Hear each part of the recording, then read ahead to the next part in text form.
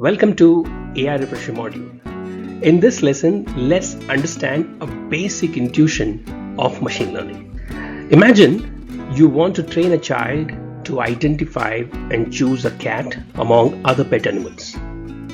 So your training would include showing a child various pictures of cats and dogs. And then you point out the features, like this is a cat because it has pointy ears and whiskers. This is a dog because it has longer nose and floppy ears. Let's call this process as training. Now, how do we know if the child has learned it? Of course, we test them by showing a new picture which they haven't seen before and asking if this is a cat or a dog. If they are able to predict it correctly, then we can say yes, they trained quite well.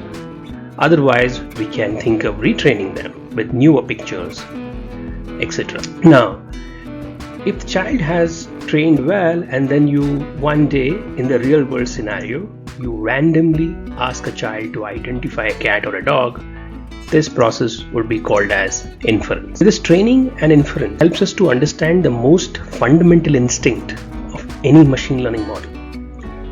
They too get trained to accomplish a task by learning patterns from the data and infer their learnings such as predictions or classifications on a newer dataset.